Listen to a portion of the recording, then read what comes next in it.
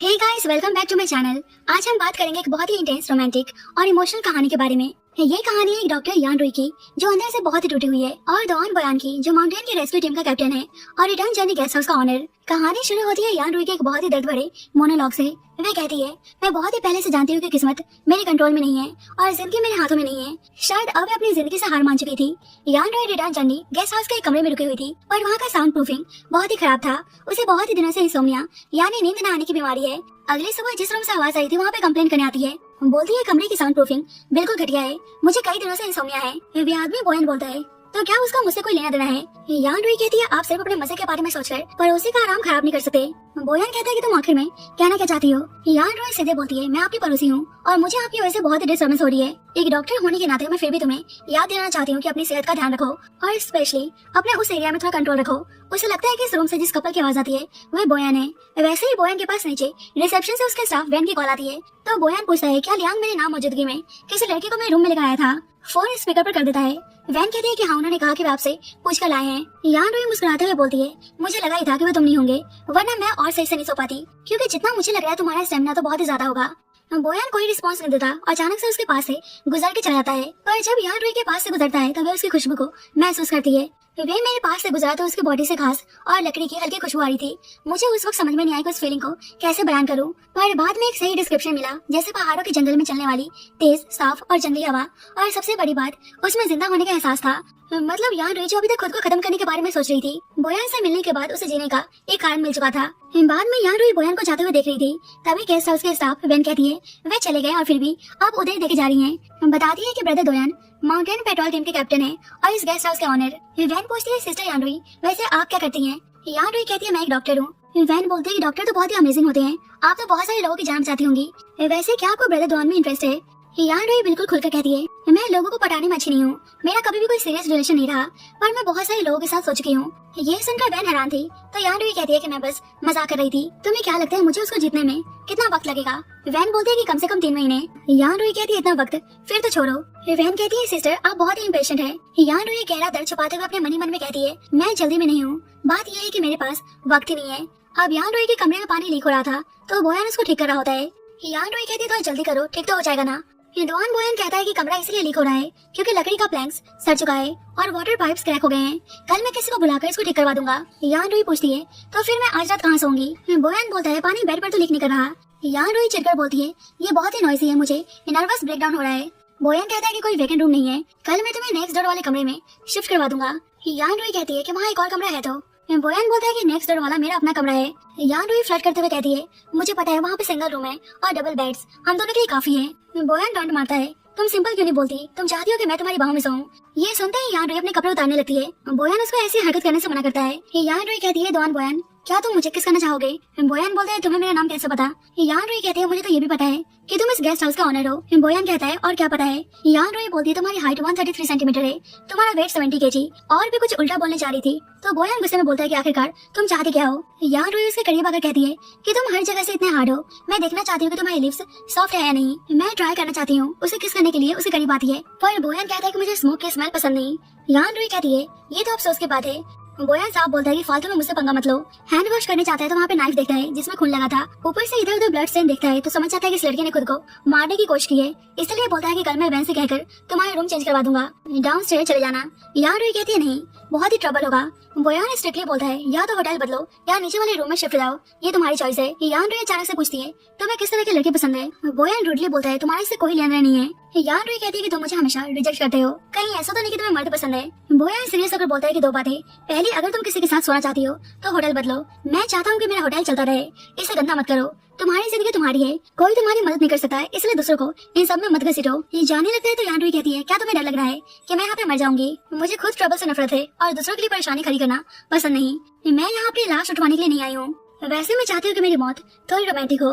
Money money में सोचती है, वरना मैं हजारों माइल दूर यहाँ नहीं आती। मतलब ये पहाड़ों में खुद को खत्म करने आई थी, पर बोलती है, फॉर एग्जाम्पल तुम्हारे साथ सोने के बाद तुम्हारी बाहों में मरना चाहती हूँ। बोयान सुनकर शॉक हो जाता है, बोलता है, क्या तुम थोड़ा धीरे बोल सकती हो? यान रुई कहती है कि ये तो बस मैं एक एग्जाम्पल दे रही थी, क्या तुम्हें ये रोमांटिक नहीं लगता? और बोयान गुस्से में चला जाता है। उसके जाने के बाद सोचते हैं कि इसका गुस्सा तो काफी तेज है। रात में कोई उसके दरवाजे पे नॉक करता है तो उसे लगता है कि बोयान है, पर वहाँ कोई नहीं बल्कि उसका भाई होता है जो इस दुनिया में नहीं था। उसे पास की सारी चीजें हॉन्ट करने लगती हैं। जब उसके ब्रदर यान जेंग की कंडीशन बहुत ही खराब थी, वे डॉक्टर से कैसे भी करके उसके भाई को बचाने को बोलती है। उसके अडॉप्टिव पेरेंट्स उसी पे गुस्सा करने लगते हैं कि ये सब तुम्हारी गलती है, तुम एक मनहूस हो, तुमने हमारी बेटी की जान ले ली, तुमने सब कुछ बर्बाद कर दिया, मरना तो तुम्हें चाहिए था। यान रुई ट्रॉमा से कांपने लगती है। सोचती है कि मॉम डैड सही बोल रहे थे, मैं बस सबके लिए परेशानी हूँ और कुछ नहीं। एक्चुअली यान रुई बस अपने भाई के बारे में सोच रही थी। जल्दी बोयान दरवाजा नॉक करता है। बोयान अंदर रूम की कंडीशन को देखकर समझ जाता है कि इस वक्त रुई प्रॉब्लम में है। यान रुई बोयान से बहुत ही आराम से कहती है, तो तुमने क्या सोचा, मुझे अपने कमरे में सोने दोगे?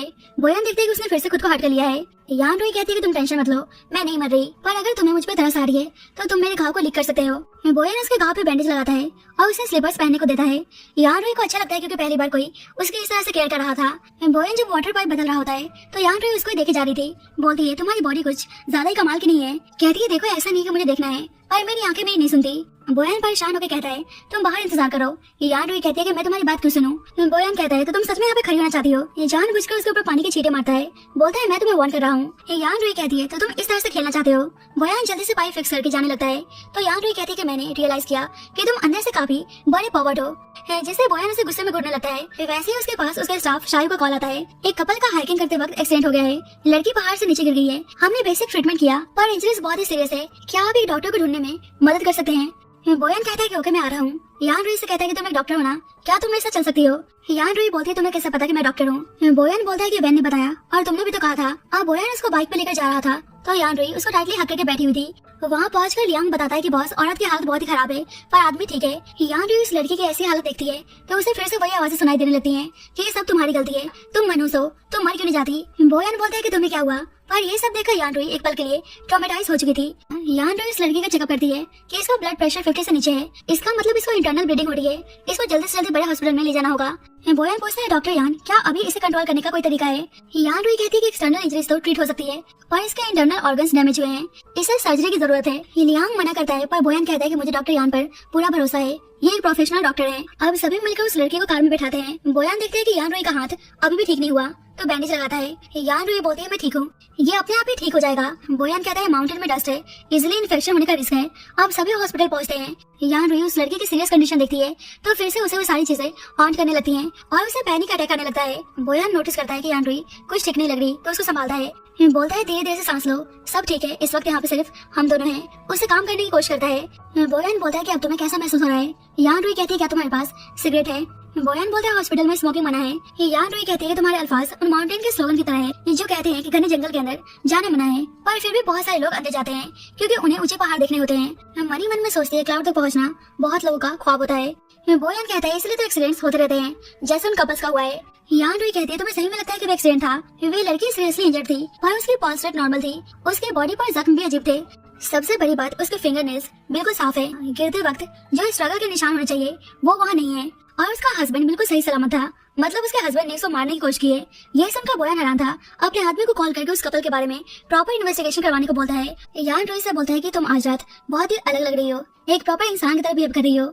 यान रुई उसके गले में हाथ डालकर बोलती है, अच्छा तुम्हें कैसे बिहेव कर रही हूँ? पर बोयान बोलता है कि मैं किसी को तुम्हें घर छोड़ने के लिए बोलता हूँ। वैसे ही नोटिस करता है कि हवा बहुत ही तेज है तो अपना जैकेट निकालकर यान रुई को उठाता है। अब दोनों एक दूसरे के बहुत ही करीब थे, दोनों एक दूसरे को किस करने जा रहे थे कि बोयान खुद को रोक लेता है, लेकिन यान रुई उसको अचानक से बाइट कर लेती है जिसमें बोयान एक पल के लिए मौन हो जाता है। अब बोयान का आदमी लियांग कार में यान रुई को छोड़ने जा रहा था। लियांग बोलता है, क्या आपके और बॉस के बीच में कुछ चल रहा है? यान रुई कहती है कि हाँ बिल्कुल वही जो तुम सोच रहे हो। लियांग कहता है, तो मुझे आपको सिस्टर इन लॉ बुलाना चाहिए।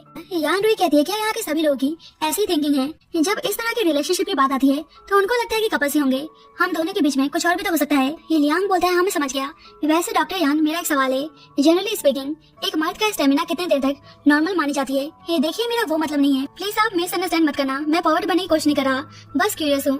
यान रुई डॉक्टर के नाते बताती है कि मेडिकली 5 मिनट के ऊपर कुछ भी नॉर्मल माना जाता है। लियांग खुश होकर कहता है, तो मतलब मैं एक लॉन्ग लास्टिंग फाइटर हूँ, पर बॉस हमेशा मुझे टीज करते हैं। यान रुई कहती है, तो वह इस तरह की बातें भी करता है, वे सच में एक नंबर का फॉरवर्ड है। यान रुई को अचानक से बहुत ही ठंड लगने लगती है। लियांग से बोलती है, क्या तुम कार की एसी बंद कर सकते हो? लियांग कहता है, पर मैंने तो एसी ऑन ही नहीं किया। लियांग नोटिस करता है कि यान रुई को बहुत ही तेज बुखार है। तभी वहाँ बोयान आता है, उसकी ऐसी कंडीशन को देखकर उसे हॉस्पिटल आता है और वैन यान रुई को देखने आई थी। बोलती है कि आपकी कंडीशन अभी ठीक नहीं है, आपको डिस्चार्ज होने की इतनी जल्दबाजी क्यों है? यान रुई कहती है, कुछ नहीं, मुझे बस हॉस्पिटल्स नहीं पसंद। वैन हैरान होकर बोलती है पर सिस्टर आप तो खुद एक डॉक्टर हैं। यान रुई कहती है क्या तुमने वे कहावत नहीं सुनी, ये लोगों को अपने काम से नफरत होती है। वैन बोलती है पर मुझे तो ब्रदर दवान के गेस्ट हाउस में काम करना बहुत ही पसंद है, मुझे तो वहाँ रहने से अपने घर जैसी फीलिंग्स आती है। यान रुई मनी मन में सोचती है मुझे भी बोयान के पास रहना अच्छा लगता है। कहती है वैसे आदमी रोमांस से इतना भागता क्यों है। वैन बोलती है रेस्क्यू टीम का काम बहुत ही डेंजरस है, वे अक्सर इंजर्ड होते रहते हैं। वक्त के साथ वे मेडिकल स्टाफ के बहुत ही क्लोज आ गए हैं। उस लड़की का नाम वान टिंगटिंग है, वे डायरेक्टर की डॉटर है। वे हमारे बॉस को बहुत ही पसंद करती है पर बॉस उसको पसंद नहीं करते। यान रुई बोलती है तुम मुझे ये सब एक्सप्लेन क्यों कर रही हो। वैन बोलती है मुझे नहीं पता, मुझे बस लगता है कि जब आप और बॉस एक साथ खड़े होते हैं तो आप दूसरों से अलग लगते हैं। यान रुई कहती है पर वे तो मुझे ढंग से देखता भी नहीं। जब भी बोयान आता है तो वैन मुस्कुराते हुए वहाँ से चली जाती है। बोयान कहते हैं कि अब कैसा महसूस हो रहा है। यान रुई उसको ध्यान से देखने लगती है तो बोलता है क्या हुआ। यान रुई कहती है कि डोंट वरी, मैं तुम्हें बाइट नहीं करूंगी, मैं तुम्हें अगली बार इससे भी बड़ा निशान दूंगी। तभी अचानक से हॉस्पिटल में आवाज आती है कि क्या कोई डॉक्टर है, पेशेंट की कंडीशन बहुत ही खराब हो चुकी है। तो बोयान और यान रुई रूम से बाहर आते हैं। अब हॉस्पिटल का डॉक्टर एक प्रेग्नेंट औरत का एक्सीडेंट हुआ था तो इमरजेंसी में उसको देखने गया था। यान रुई कहती है कि अगर अभी इस वक्त इस पेशेंट को ट्रीट नहीं किया गया तो शायद ये मर भी सकता है। भागकर उसको बचाने के लिए खुद ही ट्रीट करने जाती है। बोयान कंफ्यूज था कि आखिरकार यान रुई किस तरह की पर्सन है, क्योंकि बार बार उसे यान रुई का अलग ही पर्सनैलिटी देखने को मिल रहा था। यान रुई उस बच्चे का ट्रीटमेंट करती है और कहती है कि इसे कंट्री हॉस्पिटल ले जाओ। हॉस्पिटल पहुंचते ही इसका चेकअप करवाना, पर खुद इस वक्त यान रुई की तबीयत खराब हो चुकी थी। बोयान उसे सिगरेट पीने को देता है तो यान रुई कहती है कि हॉस्पिटल में तो स्मोकिंग मना है। बोयान बोलता है हम हॉस्पिटल के बाहर हैं। यान रुई बोलती है वैसे तो तुम काफी प्रिंसिपल वाले बनते हो, पर बोयान खुद ही उसके साथ स्मोक करने लगता है। ये देखकर साफ पता चल रहा था कि वे खुद ही यान रुई के रंग में ढल रहा है। यान रुई कहती है तुम सांस तो ले लो और उसे सिगरेट देकर अंदर वार्ड में चली जाती है। बोयान को देखकर साफ पता चल रहा था कि वे ना चाहकर भी यान रुई की तरफ अट्रैक्ट होने लगा है। अब यान रुई अपने वार्ड में थी। वैन पूछती है क्या आप और बॉस अब एक साथ हैं, पर यान रुई उसके बॉयफ्रेंड को लेकर टीज करने लगती है क्योंकि उसके गले पे लव बाइट का निशान था। वैन शर्माते हुए बोलती है मैं आपके बारे में पूछ रही थी। यान रुई कहती है कि वैसे मैंने देखा कि बोयान किसी और तरफ गाड़ी लेकर जा रहा था, कैंप की तरफ नहीं। वे लड़की बोलती है कि बॉस आजकल बहुत ही बिजी हैं। हर रेनी सीजन में उनका सबसे बिजिएस्ट टाइम होता है। माउंटेन पेट्रोल करना, रोड रिपेयर करना और पब्लिसिटी करना। वे रोज इतने बिजी हैं फिर भी आपको देखने के लिए वक्त निकाल लेते हैं। वे जरूर आपकी केयर करते हैं। यान रुई पूछती है कि पब्लिसिटी किस चीज की। वैन बोलती है टूरिस्ट को समझाना कि वे माउंटेन में आसानी से ना जाएं। रोड ब्लॉक होने के बाद भी लोग वहाँ पे जाने की कोशिश करते हैं। मुझे नहीं पता कि वे क्या सोचते हैं, क्या उन्हें अपनी जान की परवाह नहीं है। यान रुई कहती है पर ये माउंटेन अच्छी जगह है। वैन बोलती है वहाँ पे अच्छा क्या है, वे डेंजरस है, प्लीज आप मत जाना। यान रुई बोलती है ओके मैं नहीं जाऊंगी, पर यहाँ माउंटेन में आने का उसका यही कारण था कि वे अपने आप को खत्म करना चाहती थी। अब बोयान सो रहा था तो यान रुई इसके पास आती है। बोलती है एक बार मेरे से सो जाओ तो मैं तुम्हें आगे से परेशान नहीं करूंगी। उसको अचानक से किस करने लगती है तो इस बार बोयान भी खुद को रोक नहीं पाता और उसके साथ इंटीमेट होने लगता है। लेकिन ये सब कुछ बोयान का एक सपना होता है। नेक्स्ट मॉर्निंग यान रुई माउंटेन में आती है तो बोयान कहता है कि तुम्हें यहाँ ऊपर आने के लिए किसने कहा। हिलियांग उसको देखकर हाय बोलता है। बोयान के साथ जो उसकी टीम थे उन्हें ऐसे देखकर बोलते हैं तो ये हमारी सिस्टर इन लॉ है। तो बोयान उनको घूरने लगता है, बोलता है वापस जाओ और अपने 10 किलोमीटर की ट्रिप शुरू करो। तो बेचारे को मुंह बन जाता है। बोयान यान रुई से कहता है कि तुम भी जाओ। यान रुई कहती है पर मैं कहाँ जाऊँ। बोयान कहते हैं कि वहाँ वापस जाओ जहाँ तुम्हें जाना चाहिए। वैन रुई कहती है पर जिस जगह में मैं सबसे ज्यादा जाना चाहती हूँ वह तुम्हारा दिल है। बोयान कहता है कि मैं मजाक नहीं कर रहा, बहुत ही तेज से बारिश होने वाली है। उसका हाथ पकड़ के वापस ले जाता है। बाद में यान रुई देखती है कि बारिश हो रही है। बोयान से कहती है तुम तो बिल्कुल सही थे, इतने शॉर्ट टाइम में इतनी तेज से बारिश होने लगी। उसे टीज करते हुए बोलती लगता है कि आज रात दोनों को एक साथ ही नाइट स्पेंड करना होगा, चलो कुछ इंटरेस्टिंग करते हैं। बोयान उसे रोकता है तो यान रुई उल्टा उसका हाथ पकड़ लेती है, बोलती है कि तुम आज कुछ ज्यादा ही प्रोएक्टिव नहीं हो रहे। बोयान तो उससे परेशान हो जाता है, पूछता है कि तुम यहाँ पे क्यों आई थी। यान रुई कहती है किसी का इंतजार कर रही थी। वैसे तुमने यहाँ शॉप ओपन क्यों किया है। बोयान कहता है कि मैं भी किसी का इंतजार कर रहा हूँ। यान रुई कहती है किसका। तो बोयान बिल्कुल चुप था, लेकिन फिर अपना दर्द शेयर करता है कि मेरी बड़ी बहन 3 साल पहले गायब हो गई थी। यान रुई कहती है कि 3 साल बहुत ही लंबा वक्त होता है। बोयान कहता है कि हाँ सच में बहुत ही लंबा वक्त है। यान रुई अचानक से उसके पास उसको किस करने आती है, पर थोड़ी देर सोचकर बोलती है नेवर माइंड, तुम्हारा माउथ जरूर बहुत ही हार्ड होगा, तुम्हें किस करना अच्छा नहीं है। पर वैसे ही बोयान उसे अपने क्लोज खींचकर किस करता है और दोनों एक दूसरे को पैशनेटली किस करने लगते हैं। लेकिन फिर बोयान खुद को कंट्रोल करके उसको अलग कर देता है, बोलता है बारिश जल्दी रुक जाएगी फिर हम वापस चलेंगे। यान रुई बहुत ही फ्रस्ट्रेट हो जाती है, बोलती तुम सही में बहुत ही बोरिंग हो। अब यान रुई वापस से गेस्ट हाउस आ चुकी थी। यान रुई बोयान को देखकर हाय बोलती है पर बोयान बिना कोई रिस्पॉन्स दिए वहाँ से चला जाता है। यान रुई वैन से कहती है कि तुम्हें नहीं लगता कि आजकल बोयान मुझे अवॉइड कर रहा है। वैन कहती है कि नहीं तो मुझे लगता है कि वे कैंपस जाने के लिए देर हो रहे थे इसलिए वे जल्दबाजी में चले गए। यान रुई कहती है क्या तुम्हें पता है कैंपस जाने का रास्ता क्या है।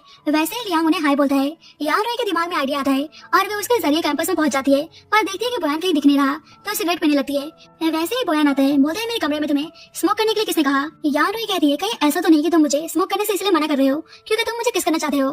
बोयान कहते हैं कि तुमने ये जगह कैसे ढूंढी। यान रुई बोलती है मुझे तुम्हारी याद आ रही थी तो फिर तुम्हें ढूंढते हुए यहाँ पे आ गई। बोयान कहता है मेरा मतलब है यहाँ कोई रोड एक्सेस नहीं है, तुम ऊपर कैसे आई। यान रुई कहती है लियांग मुझे अपनी मोटर बाइक पर लेकर आया था, अब जाने से पहले मुझे किस तो दो। बोयान कहता है कि आखिरकार तुम ये सब कुछ क्यों कर रही हो। यान रुई कहती है तुम्हारा चेहरा, तुम्हारी बॉडी, तुम्हारा दिल, वही सब कुछ चाहिए। बोयान कहता है क्या तुम कभी सीरियस नहीं होती। यान रुई कहती है मेरे पास वक्त नहीं है।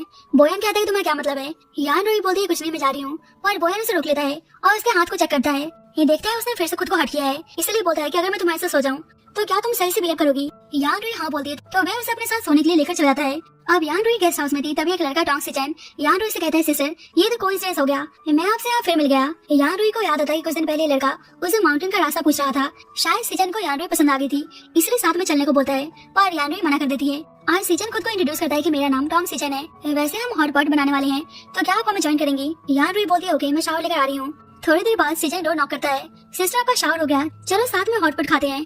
यान रुई कहती है क्या तुम पूरे वक्त दरवाजे के बाहर मुझे शावर लेते हुए सुन रहे थे। मैंने अभी शावर खत्म किया और तुमने नॉक कर दिया। सिचेन बोलता है कि ऐसा नहीं है, मैं तो बस हेयर ड्रायर का आवाज सुनकर चला आया। यान रुई सुनती है कि आज बोयान अपने रूम में है, तो जानबूझकर बोलती है कि ओके चलो चलते हैं। हॉटपॉट टेबल पर सिचेन कहता है कि मुझे नहीं पता कि आपको क्या खाना पसंद है, इसलिए मैंने बहुत सारी अलग तरीके की चीजें प्रिपेयर की हैं। वैसे ही बोयान आता है तो लड़कियां बातें करने लगती हैं कि वह आदमी कितना हैंडसम है। बोयान यान रुई को सिचेन के साथ देखता है तो उसे बहुत ही जलन होती है और वहाँ से चला जाता है। वे लड़कियां बातें करने लगती है कि पक्का वे हमें देख रहा था। सिचेन बोलता है कि जब मौसम अच्छा होगा तो हम साथ में हाइकिंग पे चलेंगे। यान रुई कहती है देखते हैं, तो सिचेन कहता है क्यों ना एक दूसरे को वीचैट पे ऐड करें ताकि कांटेक्ट करना आसानी हो। जब भी यान रुई की नजर एक कैट पर जाती है, कहती है कि मेरा पेट भर चुका है, आप लोग आराम से एंजॉय कीजिए।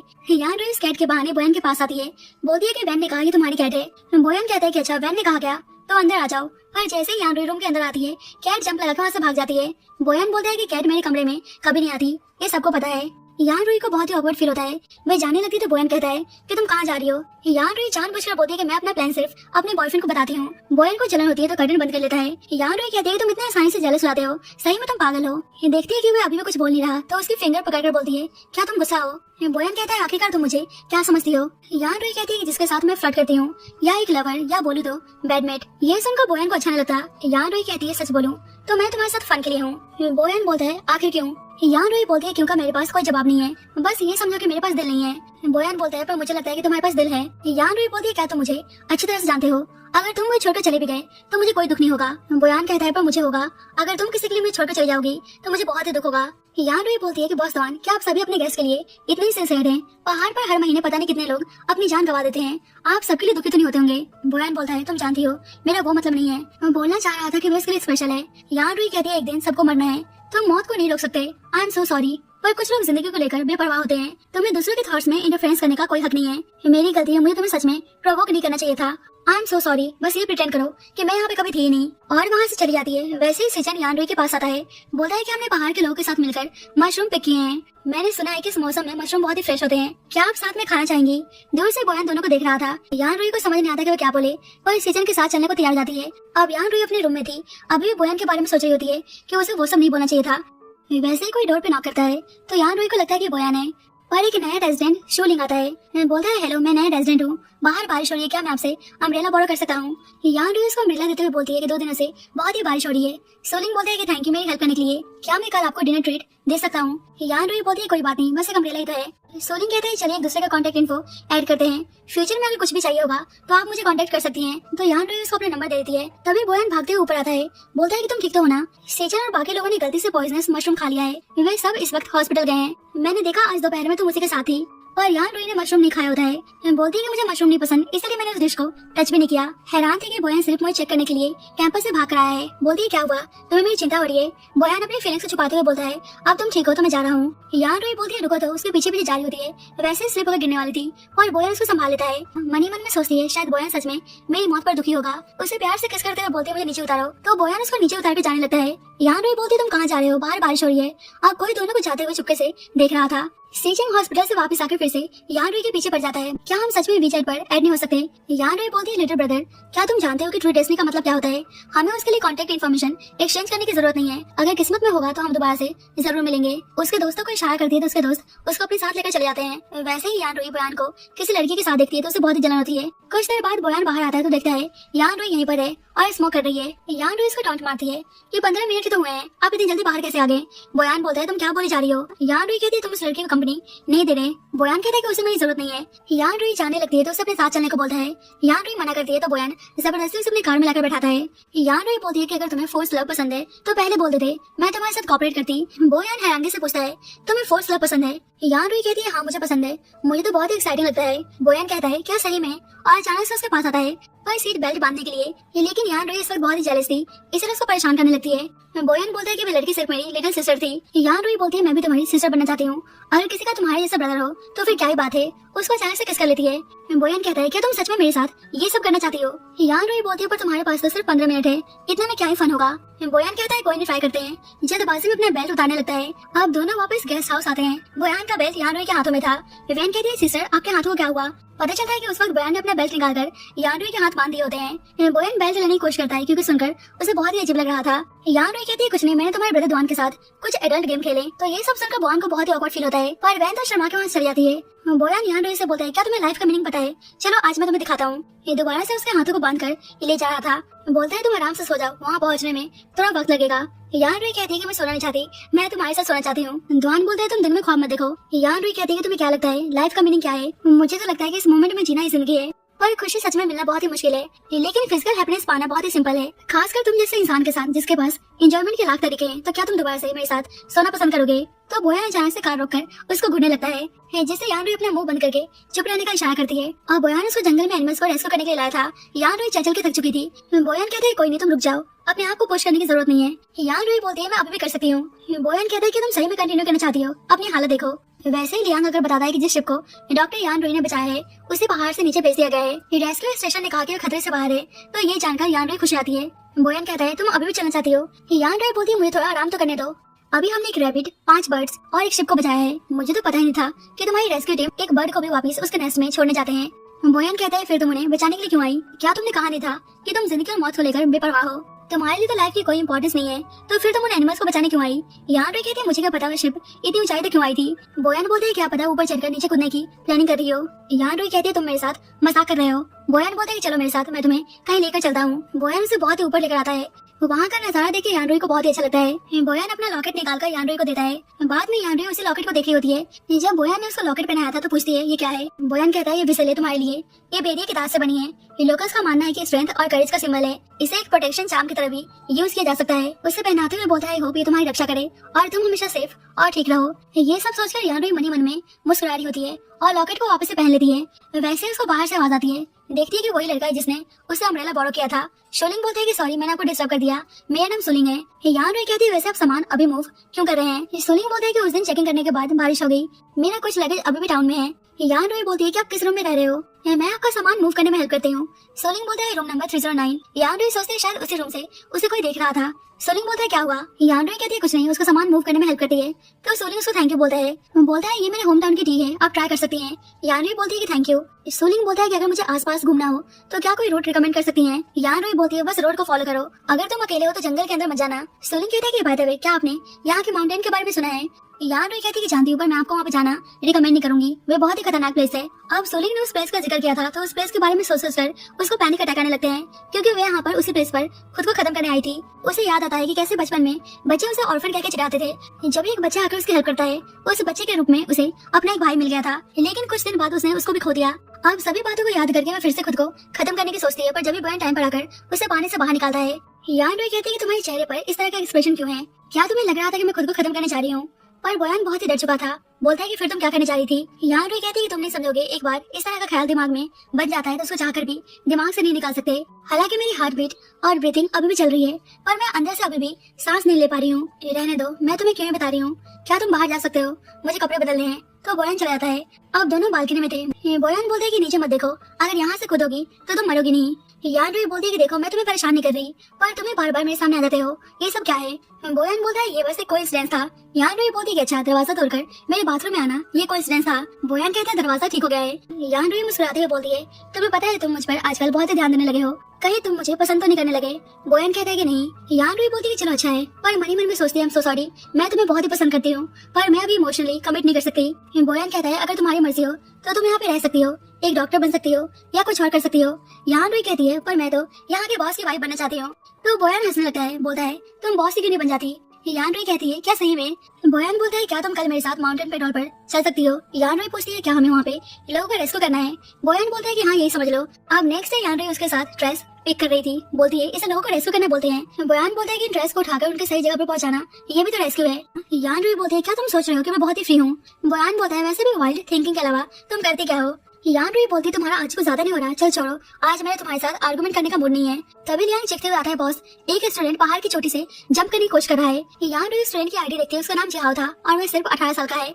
बोयान बोलता है क्या उसके पेरेंट्स से कांटेक्ट हुआ? लियांग बोलता है कि हाँ, वे पहाड़ की चोटी की दूसरी तरफ है। जैसे हम उसके पास गए वो बहुत ही हाइपर होने लगा। अब दोनों भागकर स्पेस पर आते हैं तो देखते हैं कि वो लड़का क्लिप के ऊपर बैठा हुआ है। बोयान जा रहा होता है तो यान रुई कहती है कि यहाँ बहुत सारे लोग हैं, वे फालतू में पैनिक हो जाएगा, मैं जाकर उससे बात करने की ट्राई करती हूँ। यान रुई उसके पास आते तो वो लड़का बोलता है कि तुम लोग सच में बहुत ही अनोइंग हो, मुझे अकेले छोड़ दो। यान रुई कहती है तुम यहाँ से जंप करना चाहते हो तो चलो साथ में करते हैं। तो वह लड़का उसको रोकता है। यान रुई कहती है क्या हुआ, तुम भी मरना चाहते हो ना? लड़का बोलता है कि जो करना है करो। यान रुई बोलती है क्या हुआ, तुम अपने पेरेंट्स का इंतजार कर रहे हो? अब जिहाओ गुस्से में कहता है कि इसे तुम्हारा कोई लेना देना नहीं है। यान रुई कहती है कि अगर तुम कूदना चाहते तो अब तक कूद चुके होते। जिहाओ बोलता है कि मैं ऊपर आके थक चुका हूँ, मैं थोड़ी देर आराम करना चाहता हूँ। तो यान रुई हंसने लगती है। वे लड़का बोलता है कि तुम हंस क्यों रही हो?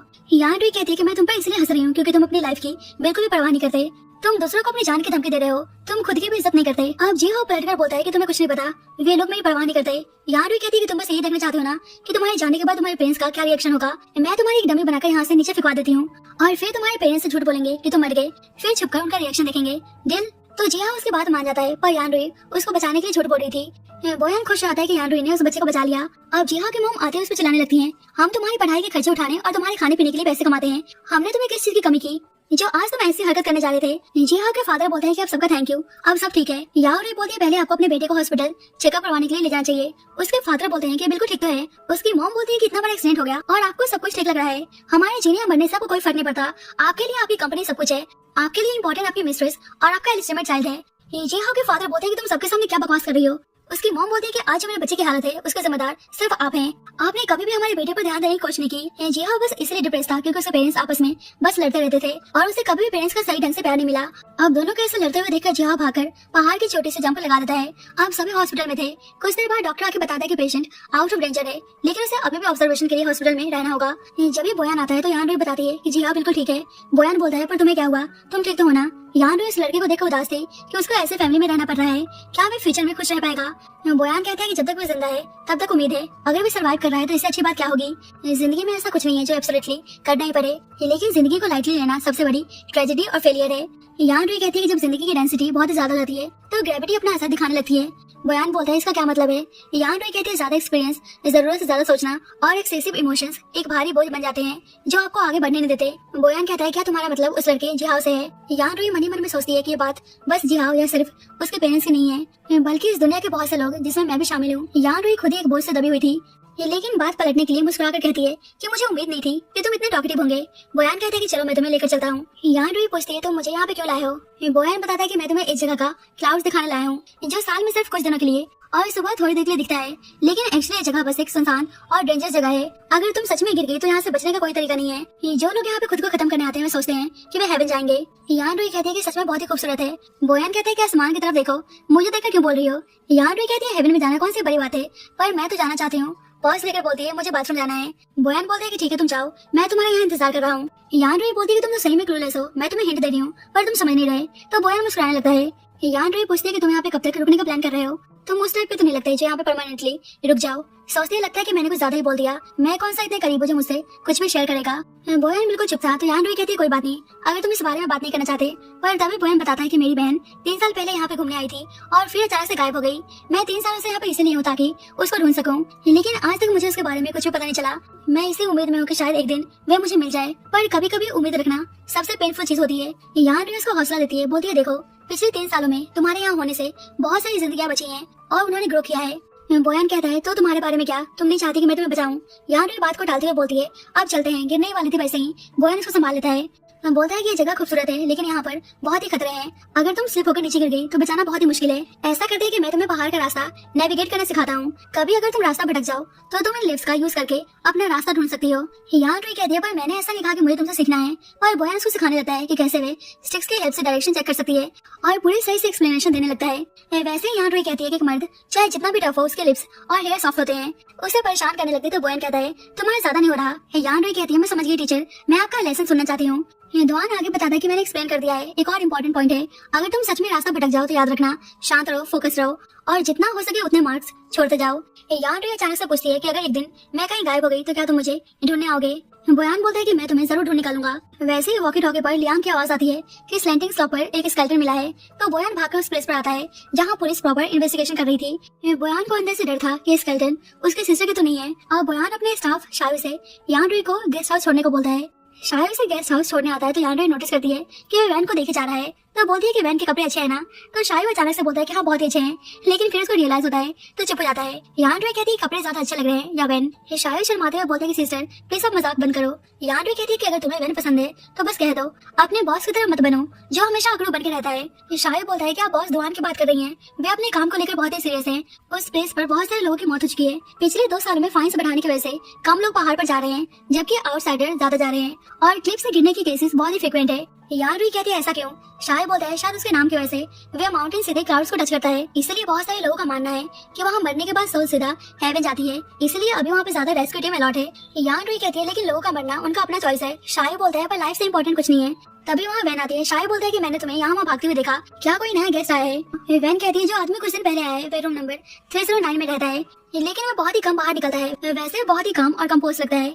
शायद बोलता है कि आजकल शहर से बहुत सारे लोग आ रहे हैं, चलो मैं सामान डिलीवर करने में तुम्हारी हेल्प करता हूँ। वैन कहती है कि नहीं मैं अकेली चली जाऊंगी। गेस्ट ने कहा था कि उन्हें शांति पसंद है और उन्हें किसी अजनबी से डिस्टर्ब होना नहीं पसंद। शायद बोलता है कि ठीक है तो मैं तुम्हें दरवाजे तक छोड़ देता हूँ। उनके जाने के बाद यान रुई सोचती है कि उस रूम में तो सोलिंग रहता है। सोलिंग का पोस्ट चेक करती है तो उसमें माउंटेन की पिक होती है। यान रुई सोचती है कि जगह तो कुछ जाना पहचाना सा लग रहा है, क्या ये वही माउंटेन है। जब भी यान रुई के पास किसी आदमी का मैसेज आता है, वह उसे उस पहाड़ से साथ में जंप करने का आइडिया दे रहा था। बाद में यान रुई वैन को गिफ्ट देती है। वैन पूछती है अचानक से गिफ्ट का क्या मतलब।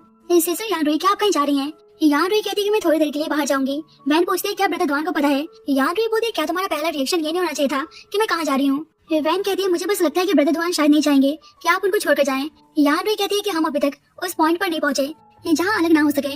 मनी मन में सोचती है लेकिन अगर पॉसिबल हो तो मैं सच में ढंग से तुम्हें गुड बाय बोलना चाहती हूँ। उसके लॉकेट को ध्यान से देखने लगती है। रात में कोई उसके दरवाजे पर नॉक करता है तो यान रुई डर जाती है और बोयान होता है, आते ही उसको टाइटली हक कर लेता है। यान रुई पूछती है तुम वापस कब आए, क्या स्मोक करोगे। तो बोयान हाँ बोलता है। यान रुई पूछती है क्या वो स्केलेटन तुम्हारी सिस्टर की थी। तो बोयान मना करता है। वे शेयर करता है कि मेरी सिस्टर मुझसे सिर्फ 2 साल बड़ी थी। जब हम छोटे थे हमारे पेरेंट्स दोनों काम में बिजी रहते थे। उसने मेरी देखभाल की रिस्पॉन्सिबिलिटी तब ली थी जब वे खुद 5 या 6 साल की थी। उस वक्त वो मुझे रोज स्कूल से पिकअप करती। वे एक छोटे से स्टूल पर खड़े होकर मेरे लिए नूडल्स बनाती। बाद में जब मैं जूनियर हाई स्कूल में गया तो मेरी टर्न थी उसे केयर करने की। वे आगे बताता है कि 5 साल पहले मेरे पेरेंट्स एक कार एक्सीडेंट में चल बसे। तब से हम दोनों एक दूसरे पर डिपेंडेंट थे। मुझे हमेशा लगता था कि वे मुझ पर बहुत डिपेंडेंट है, लेकिन जब वे गई तो उसने गुड बाय तक नहीं कहा। यान रुई कहती है शायद ये अचानक से हुआ, उसके पास टाइम नहीं था। बोयान दुख से कहता है नहीं ऐसा नहीं है, उसने एक्चुअली मुझे कई बार हिंट दिया। मेरी बहन के जाने से 2 हफ्ते पहले वे एक दिन मुझसे मिलने आई थी और वे उस दिन बहुत ही नैगिंग कर रही थी। मुझे टाइम पे खाने, कम स्मोक करने और ना पीने के लिए कह रही थी, लेकिन मुझे समझ नहीं आया। उसे ऐसे हार्ट ब्रोकन देखकर यान रुई उसे हक कर लेती है। उसे खुद भी बहुत ही रोना आता है। इस वक्त बोयान इमोशनली बहुत ही अनस्टेबल था। यान रुई को अपने इतने करीब देखकर वह खुद को रोक नहीं पाता। उसे इस वक्त इमोशनली सपोर्ट की जरूरत थी। वे यान रुई को किस करने लगता है। इस बार वे यान रुई के साथ आगे बढ़ने से खुद को रोक नहीं पाता। उसके साथ इंटीमेट होने लगता है, लेकिन एक पल के लिए ये सब करने के लिए उसका दिल नहीं मानता। लेकिन इस बार यान रुई खुद उसे अपने क्लोज लाती है और दोनों एक दूसरे के साथ इंटीमेट होते हैं। रात में बोयान बोलता है पिछले 2 दिनों में मैं सबसे ज्यादा पता है किसके बारे में सोच रहा था। यान रुई कहती है किसके। बोयान बोलता है तुम्हारे बारे में। यान रुई बोलती है तो क्या इसलिए तुम इतनी दूर से यहाँ पर आए। बोयान हाँ बोलता है। यान रुई कहती है कि सॉरी मैंने तुम्हें परेशान कर दिया। बोयान कहते हैं कि मुझे डर था कि मैं तुम्हें होल्ड नहीं कर पाऊंगा और मुझे डर था कि तुम मुझे टाइटली होल्ड नहीं करने दोगी। यान रुई सुनकर बोलती है कि बोयान मुझे टाइटली होल्ड करो। तो बोयान इसको बहुत ही प्यार से होल्ड कर लेता है। अब यान रुई को फिर से भी सारी चीजें हॉन्ट करने लगती हैं। उसका भाई उसके सामने आता है, बोलता है कि तुम्हारी कोई गलती नहीं थी। बोयान उसको ऐसे देखकर काम करने की कोशिश करता है। अगले सुबह बहन यान रुई के लिए लंच लाती है। उसको टीज करते हुए बोलती है सिस्टर यान रुई क्या अब आप दोनों साथ में हैं। मैंने आज सुबह ब्रदर दुआन को आपके रूम से निकलते हुए देखा था। यान रुई हंसती है, मजाक में कहती है क्या तुम जानना चाहती हो कि मेरा कैसा एक्सपीरियंस था। वह शर्माते हुए बोलती है कि नहीं वैसे आप जाने वाली थी ना, इस बारे में मैंने ब्रदर दुआन को नहीं बताया, क्या आप अभी भी जानना चाहती हैं। यान रुई कहती है अभी मैं सोच रही हूँ तुम इस बारे में बोयान को बताना मत। यान रुई देखती है कि बाहर सोलिंग है तो उसको हाय बोलती है। वैसे ही फिर से उसके पास उसी आदमी का मैसेज आता है। बाद में सोलिंग फिर से यान रुई को देख रहा था तो यान रुई उसको सिगरेट ऑफर करती है। वही सोलिंग बोलता है कि मैं स्मोक नहीं करता। यान रुई कहती है चलो अच्छी बात है। सोलिंग बोलते है कि बेशक लाइफ बहुत ही शॉर्ट है पर हमें हर पल को एंजॉय करना चाहिए। यान रुई कहती है कि मैं भी पहले ऐसे सोचती थी लेकिन अब मैं फ्यूचर के बारे में ज्यादा नहीं सोचती। सोलिंग यान रुई से कहता है कि परसों मेरा बर्थडे है, मैंने सबको इनवाइट किया है, आप भी क्यों नहीं आती। यान रुई सोचती कि तो कोइंसिडेंस हो गया क्योंकि उस मैसेज में भी आदमी उसको परसों ही बुला रहा था। सोलिंग कहता है क्या हुआ, कहाँ खो गई, आप अपने बॉयफ्रेंड को भी लेकर आ सकती हैं। वैसे ही यान रुई नीचे देखती है, बयान उनको गुस्से में घुरे जा रहा था। यान रुई कहती है कि ठीक है देखती हूँ पर मेरा बॉयफ्रेंड बहुत ही जेलस है, शायद वो एग्री ना करे। यान रुई बयान के पास आती है तो बयान कहता है उस इंसान से दूर रहो, वह मुझे थोड़ा सा ऑफ लगता है। यान रुई कहती है तुम जेलस मत हो और उसको और चिढ़ाती है कि मुझे तो वो बहुत ही कल्चर्ड और क्लासी लगता है, हम दोनों की वाइब्स काफी मैच होती है। बयान बोलते है कि अच्छा ऐसा है क्या, उसको उठा के रूम के अंदर लाता है। बोलता है कि अब तुम्हें दर्द तो नहीं हो रहा। यान रुई कहती है कि अब भी दर्द हो रहा है। बयान कहता है किसने कहा था रात भर वो सब करने के लिए, उसको मसाज देने लगता है। यान रुई मजाक करती है क्या बाकी लड़कियां भी होटल बिल बचाने के लिए तुम्हारे बेड पर आती हैं। बोयान कहता है हाँ तुम। यान रुई कहती है अच्छा मैं, उसे परेशान करने लगती है। बोलती है क्या हुआ, तुम्हें सेंसिटिव फील हो रहा है। बोयान बोलती है कि चुप रहो। यान रुई कहती है पर मैं तुम्हें चुप करा सकती हूँ, उसको जाने से किस कर लेती है। बोयान कहती है कि तुम मुझे और टीज मत करो पर यान रुई फिर से उसे किस करती है तो बोयान उसे करीब आता है और उसे बहुत ही प्यार से फोrehead पर किस करता है। बोलता है आज मुझे माउंटेन पेट्रोल के जाना है तो आज रात तुम यही मेरे कमरे में सो जाना। यान रुई कहती है तो क्या मुझे आज रात मेरे रूम का रिफंड मिल सकता है तो बोयान हंसने लगता है। बोलता है बस इतनी सी बात, कुछ और भी चाहिए तो बता दो। यान रुई बोलती है नहीं बस यही, तो बोयान चला जाता है। वो वापस आता है तो देखता है कि यान रुई स्मोक कर रही है तो खुद भी करने लगता है। यान रुई कहती है कि हम माउंटेन में तो स्मोक नहीं कर सकते। बोयान कहते हैं कि अब तुम्हें मेरा सारा सीक्रेट पता है तो तुम मुझे छोड़कर जा नहीं सकती। यान रुई कहती है क्यों, फिर तुम मुझे लॉक करके रखोगे। बोयान बोलता है तो मतलब तुम चली जाओगी। यान रुई बोलती है बिल्कुल, तो बोयान उसको देखने लगता है पर वैसे ही यान रुई कहती है कि मुझे तुमसे अटैचमेंट हो चुकी है। वैसे में लास्ट टाइम वाली लड़की कौन थी। बोयान बोलता है कि मेरी कजन थी। यान रुई कहती है एक बात कहना चाहती हूँ, तुम कभी किसी के लिए चेंज मत होना। बोयान कहता है वैसे तुमने अभी तक अपने बारे में नहीं बताया तो यान रुई चुप जाती है।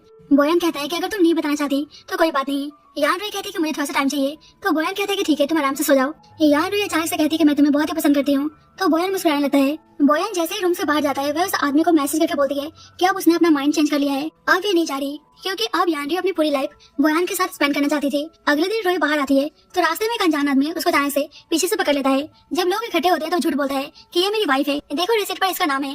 लेकिन रियान चिल्लाती है कि मैं इसको नहीं जानती, पुलिस को बुलाओ। तभी सोलिंग आकर यान रुई को उस आदमी से बचाता है। पुलिस की धमकी देता है तो आदमी डर के भाग जाता है। सोलिंग बोलता है कि यहाँ का माहौल ठीक नहीं है, ये आदमी पक्का तुम्हें किडनैप करने आया था। रिसेंटली कोई लड़की किडनैप हुई थी, उसे किडनैप करके माउंटेन में बेच दिया था, इसलिए गर्ल्स का यहाँ पे अकेले बाहर जाना सेफ नहीं है। क्या मैं तुम्हारे बॉयफ्रेंड को कॉल करूँ। और यान रुई खोई हुई थी। सोचती है बोयान को पता चलता है कि मैं किडनैप हो गई हूँ और अगर मैं मर गई तो क्या करेगा।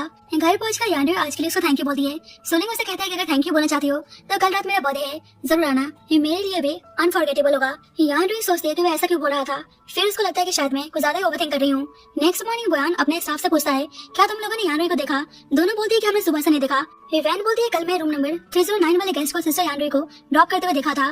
बोयान भागकर यान रुई के रूम में आता है तो वहाँ पे बस एक बर्थडे गिफ्ट था। वैसे ही वैन आकर बताते हैं कि सिस्टर यान रुई का कॉल नहीं मिल रहा। दूसरी तरफ यान रुई एक अंधेरे कमरे में बंदी हुई थी। उसके सामने वही आदमी होता है जिसने लास्ट टाइम उसे किडनैप करने की कोशिश की थी। वे आदमी बोलते हैं कि मेरा नाम हेजी है, आफ्टर लाइफ ग्रुप का सबसे एक्टिव मेंबर, मुझे रूल्स तोड़ने वाले लोग बिल्कुल नहीं पसंद।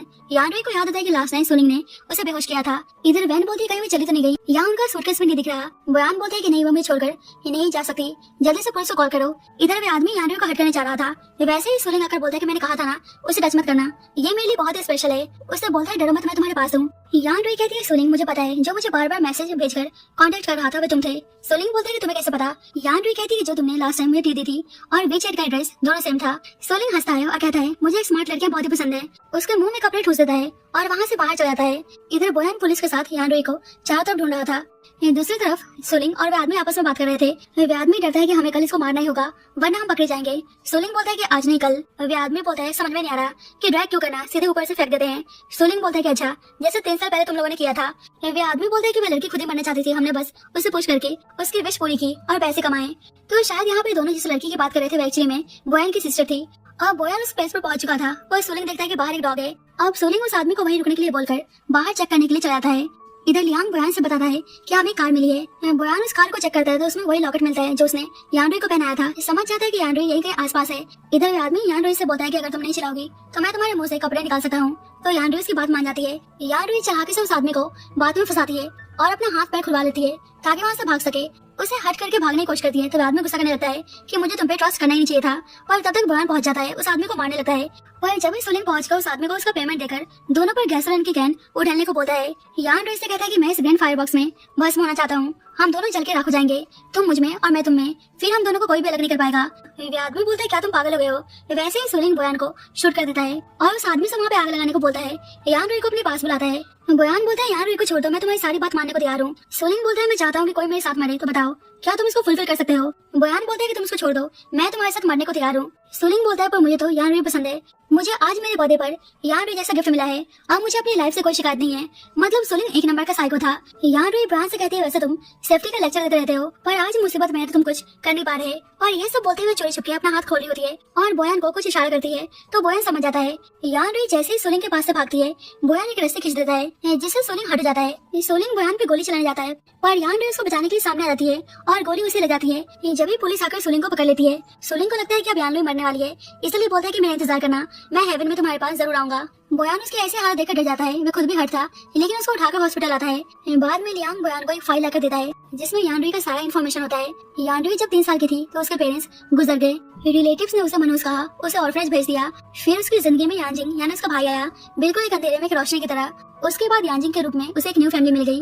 वे एक बड़ी सर्जन बनी तो उसका भाई उसके लिए बहुत ही हैप्पी था, लेकिन ये खुशी ज्यादा टाइम तक नहीं दिख पाई। 3 साल पहले उसके भाई की मौत उसके ही ऑपरेटिंग टेबल पे हो गई। तब से लगा कि वे फिर से उसी जिंदगी में पहुंच गई है जब वे 3 साल की अकेली बेबस लड़की थी। उस इंसिडेंट के बाद यांजिंग के पेरेंट्स भी उससे नफरत करने लगे। उसके बाद उसको ऐसा फील होने लगा कि उसका भाई उसे अपने पास बुला रहा है। उसे लगा कि शायद मर के वे अपने भाई के पास जा सकती है। जब से उसमें जीने की इच्छा बिल्कुल ही खत्म हो गई थी। जल्दी डॉक्टर आके बताता है कि पेशेंट की हालत बहुत ही खराब है, वे होश में आना नहीं चाहती क्योंकि वे सपने में उस इंसान को देख रही है जिसे वे सबसे ज्यादा चाहती है। मैं भी अपने भाई को, शायद वे खुद ही जीना नहीं चाहती तो हम भी उसको बचा नहीं पाएंगे। तो बोयान जल्दी से यान रोई के पास आता है, बोलता है कि मैं तुम्हारी डिसीजन का रिस्पेक्ट करता हूँ, मैं तुम्हें आराम से जाने देता, लेकिन मैं बहुत ही सेल्फिश हूँ, मैं तुम्हें खोने का दर्द सह नहीं सकता। मैंने प्रॉमिस किया था ना कि कुछ भी हो जाए मैं तुम्हें ढूंढ निकालूंगा, मैंने तुम्हें ढूंढ निकाला, प्लीज तुम उठ जाओ, प्लीज अपने भाई के पास मत जाओ। वैसे ही लियांग उसके लिए खाना लाता है कि उन्होंने रात से कुछ नहीं खाया। बोयान बोलता है कि मुझे भूख नहीं है। लियांग बोलता है आप चिंता मत करो, डॉक्टर ने कहा ना वे आउट ऑफ डेंजर है, बस ये नहीं पता कि वे कब उठेंगी। उसे आराम करने को बोलता है, पर बोयान कहता है कि मैं यहीं यान रोई के पास रुकूंगा। बोयान अभी भी इसी इंतजार में था कि बस वे होश में आ जाए। तभी लियांग भागते हुए आकर बताता है कि उनके सिस्टर के बारे में न्यूज मिली है। बोयान कश्मकश में था कि वे यान रोई को ऐसा अकेले छोड़कर कैसे जाए। लियांग बोलता है कि आप फिक्र मत करो, मैं यहाँ पे हूँ, तो बोयान चला जाता है। वैसे ही यान रोई अपना हाथ मूव करती है और पता चलता है कि वे किसी और लड़की का ही न्यूज था। बोयान वापस हॉस्पिटल आ चुका था, पर देखता है कि यान रोई वार्ड से गायब है। नर्स बताती है कि उनके इमरजेंसी रूम में ले गए हैं, तो बोयान डर जाता है। एक पेशेंट को इमरजेंसी रूम से बाहर निकलते हुए देखता है तो उसकी रूह कांप उठती है कि कहीं यान रोई को कुछ हो तो नहीं गया। पर तभी यान रोई उसको आवाज देती है जो बिल्कुल ठीक थी। उसे ऐसे देखकर बोयान भागकर उसको टाइटली हक करके रोने लगता है। यान रोई कहती है बोयान तुम रोते हुए भी बहुत ही हैंडसम लगते हो। जब भी पुलिस आकर उस किडनैपिंग के बारे में पूछताछ करती है, यान रोई को याद आता है कि वे किसी लड़की की बात कर रहे थे, तो पुलिस से बताते हैं कि 3 साल पहले वे किसी लड़की की बात कर रहे थे कि वे खुद ही मरना चाहती थी, तो उन लोगों ने उस लड़की को ऊपर से धक्का दे दिया। ये सुनकर बोयान पैनिक होने लगता है कि कहीं वे लड़की उसकी सिस्टर ही तो नहीं थी। यान रोई कहती है कि तुम ज्यादा मत सोचो, अगर ऐसा कुछ होगा भी तो हम दोनों साथ में मिलकर सामना करेंगे। पुलिस बताती है कि आफ्टर लाइफ ग्रुप का एक बहुत ही बड़ा नेशनल क्रिमिनल गैंग है और उन्होंने उस आदमी और बाकी सबको ढूंढने के लिए एक स्पेशल टीम बना दी है। यान रोई बोयान को काम करने के लिए बोलती है, तुम पुलिस के रिजल्ट का वेट करो, ऐसे ओवर थिंकिंग करने से कुछ नहीं होगा। और बोयान अपने स्टाफ के साथ फिर से काम में बिजी हो गया था। शाही और लियांग थक चुके थे, इसलिए बोयान बोलता है तुम दोनों आराम करने के लिए चले जाओ, मैं अकेले ही ड्यूटी दे रहा हूँ। वैसे ही यान रोई आती है तो लियांग बोलता है कि आज आप अकेले कहाँ रहने वाले हैं। शाही बोलता है सिस्टर इन लॉ आप यहाँ पे आ चुकी हैं तो मैं जा रहा हूँ। यान रोई बोलती है पर मैं तो यहाँ तुमसे मिलने आई हूँ, तो बोयान शाही को गुस्से में घुटने लगता है। यान रोई कहती है कि बहन ने तुम्हें ये सूप देने को बोला था, तो वे सूप लेकर जल्दबाजी वहाँ से भाग जाते हैं। बोयान यान रोई से बोलता है कि तुम्हें मुझे टीज करने में मजा आता है। यान रोई कहती है कि मजा तो तुम्हें आता है, तुमने 1 वीक से मुझे रिप्लाई नहीं दिया, क्या मैं खुद से चैट करूं? तुम्हें पता भी है मैं कितनी बोर जाती हूँ। वैसे ही बोयान उसे किस कर लेता है तो यान रोई उसके करीब जाती है और बोयान कहता है कि अभी मैं डटी हूँ, पर यान रोई उसको गले लगाकर बोलती है लो अब मैं भी डटी हो गई, चलो साथ में शावर लेते हैं। तो बोयान उसको किस करने लगता है और दोनों एक दूसरे के साथ इंटीमेट होते हैं। हीरोई कहती है आई लव यू, बोयान बोलता है मुझे पता है। यान रोई कहती है और तुम्हारा क्या? बोयान बोलता है क्यों, तुम्हें नहीं पता? यान रोई बोलती है मैं तुम्हारे मुंह से सुनना चाहती हूँ। बोयान बहुत ही सीरियस होकर बोलता है कि मैं तुमसे बहुत ही प्यार करता हूँ, मैं पूरी जिंदगी तुम्हारे साथ रहना चाहता हूँ। यान रोई कहती है कि तुम दुनिया में दूसरे ऐसे इंसान हो जो मुझसे इतना प्यार करते हो। बोयान कहता है कि मुझे तुम्हारे बारे में सब पता चल चुका है कि तुमने ऑर्फनेज में कितना कुछ सफर किया। यान रोई अपने पास इंसिडेंट्स के बारे में बोयान से शेयर करती है, बोलती है क्या तुम हमेशा मेरे साथ रहोगे, आज कल और आने वाले हर दिन। बोयान कहता है फॉरएवर का प्रॉमिस तो कोई नहीं कर सकता, पर मैं चाहता हूँ कि जब भी मेरी आंखें खुले और बंद हो तो सामने सिर्फ तुम हो। बोयान उसके भाई के बारे में पूछता है कि वो किस तरह का पर्सन था। यान रुई कहती है यांजिंग बहुत ही जेंटल और काइंड टाइप का पर्सन था। जब वे 5 साल का था तो वह मुझे अपने घर लेकर गया, मुझे अडॉप्ट किया। बेशक मेरे अडॉप्टेड पेरेंट्स मुझे पसंद नहीं करते थे, लेकिन फिर भी उसने मुझे रखने के लिए उनसे इंसिस्ट किया। और जब मैं डॉक्टर बनी तो उसे बहुत ही प्राउड फील हुआ। एक दिन हॉस्पिटल में हम दोनों का मिलने का प्लान था, पर सर्जरी की वजह से मैं उससे मिल नहीं पाई। वे बहुत टाइम तक हॉस्पिटल में मेरा इंतजार कर रहा था और उस दिन किसी पेशेंट के क्रेजी फैमिली मेंबर ने उसे बुरी तरह से स्टैब कर दिया। जब मैंने उसे देखा तो पहले से खून में लथपथ था। उसने अपना बहुत सारा ब्लड लॉस कर दिया था। उस दिन वह मुझे हमेशा के लिए छोड़कर चला गया। बोयान तुम प्रॉमिस करो तो मुझे छोड़कर कभी नहीं जाओगे ना? बोयान कहती है कि मैं प्रॉमिस करता हूँ, और उससे पहले मुझे कुछ इंपॉर्टेंट काम पूरा करना है। यान रुई बोलती है क्या तुम अपनी सिस्टर को ढूंढने जाने वाले हो? तो बोयान हाँ बोलता है। यान रुई कहती है कि मैं भी तुम्हारे साथ चलूंगी। बोयान बोलता है नहीं, वो प्लेस बहुत ही डेंजरस है। पर यान रुई कहती है कि वहाँ तुम्हें डॉक्टर्स की भी तो नीड होगी, मुझे प्लीज अपने साथ ले चलो। बोयान बोलता है कि ठीक है, इसके बारे में हम कल बात करते हैं। नेक्स्ट मॉर्निंग यान रुई की नींद खुलती है तो शायद उसके लिए बोयान का मैसेज लेकर आता है। बोयान ने लिखा होता है कि वह जगह बहुत ही खतरनाक है, इसलिए तुम गेस्ट हाउस में आराम करो, 1 हफ्ते बाद मैं आ जाऊंगा। यान रुई को गुस्सा आता है, बोलती है मुझे पता ही था।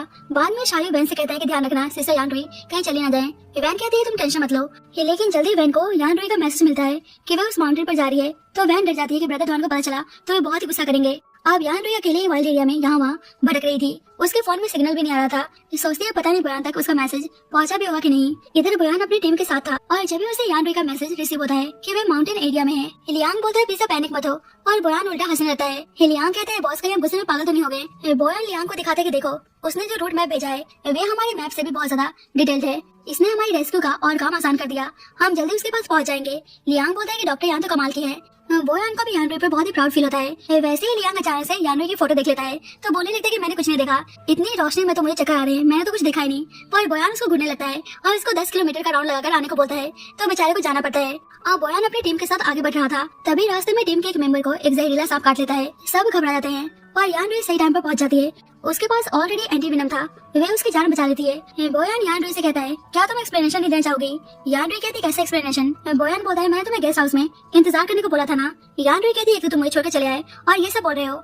उसे एक वॉलेट देती है जो उसको जंगल से मिला था। तो बोयान कहता है ये तो मेरी सिस्टर का वॉलेट है। वो देखती है वॉलेट के अंदर बोयान और उसकी बहन की फोटो है और 3 साल पुरानी ट्रेन की टिकट, जिसे देखकर पता चलता है कि उसकी बहन मरना नहीं चाहती थी, वे घर वापस आना चाहती थी, पर उसे ऊपर से धक्का दे दिया गया। बोयान रोते हुए बोलता है मुझे लगा मैं मुझसे नाराज थी। यान रुई उसको संभालती है कि मैं तुमसे बहुत ही प्यार करती थी, चलो अब वापस घर चलते हैं। अब हम कुछ दिनों बाद का सीन देखते हैं। बोयान आकर यान रुई को हक कर लेता है। यान रुई कहती है कि अब तुम सही फील कर रहे हो ना? बोलती है कि चलो अब तुम्हारी सिस्टर के एशेस को लेकर तुम्हारे होम टाउन चलने की तैयारी करते हैं। बोयान को अच्छा लगता है जिस तरह से यान रुई उसकी केयर कर रही थी। बोयान उसको किस करने जाता है तो यान रुई कहती है तुम्हें याद है जब हम फर्स्ट टाइम मिले थे तो तुमने कहा था कि तुम्हें स्मोक की स्मेल नहीं पसंद। बोयान कहता है तो तुम उस टाइम के ग्रजेस को लेकर बैठी हो। वैसे मैं तो चाहता हूँ कि तुम हमारी सारी चीजें याद रखो, वो भी पूरे लाइफ टाइम के लिए, और उसे किस करने लगता है। बाद में बोयान बताता है कि उसको स्पेशल टास्क फोर्स से कॉल आया था ताकि वह उस क्रिमिनल गैंग को हमेशा के लिए खत्म कर सके। यान रुई मुस्कुराकर कहती है फॉलो योर हार्ट, तुम जाओ, मैं यहाँ पे तुम्हारा इंतजार करूंगी और इस गेस्ट हाउस को संभालूंगी। तो बोयान को सुनकर अच्छा लगता है और बोयान टास्क फोर्स ज्वाइन करने के लिए निकल जाता है। कुछ महीने बाद गेस्ट हाउस में एक हैंडसम गेस्ट आता है, कहता है क्या कोई रूम वैकेंट है, मुझे रूम नंबर 306 चाहिए। स्टाफ मना करती है कि सर वह हमारे बॉस का रूम है। एक्चुअली में बोयान होता है, बोलता है कि मैं एक्स्ट्रा पे करने को तैयार हूँ। तभी यान रुई आकर बोलती है कि अच्छा तुम कितना एक्स्ट्रा पे कर सकते हो। यान रुई उसको यहाँ पर देखकर बहुत ही हैप्पी थी कि कहाँ उसने जीने का उम्मीद छोड़ दिया था, लेकिन कहाँ बोयान उसके अंधेरे से लाइफ में एक रोशनी बनकर आया। बोयान कहते हैं कि आप जितना बोले मैं पे करने को तैयार हूँ। यान रुई कहती है तुम्हें रूम चाहिए तो ये बताओ क्या तुम्हें बाथरूम की वाटर पाइप्स फिक्स करनी आती है? मेरी बाथरूम लीक कर रही है, मैं सो नहीं पा रही। बोयान हंसता है और कहता है कोइंसिडेंटली मैं इस काम में एक्सपर्ट हूँ। ये दोनों एक दूसरे को हक करते हैं और इसी के साथ इस स्टोरी की हैप्पी एंडिंग होती है। So thank you so much guys for watching this video. बाकी आपको स्टोरी कैसी लगी please let me know in the comment section and जब तक के लिए bye bye and take care.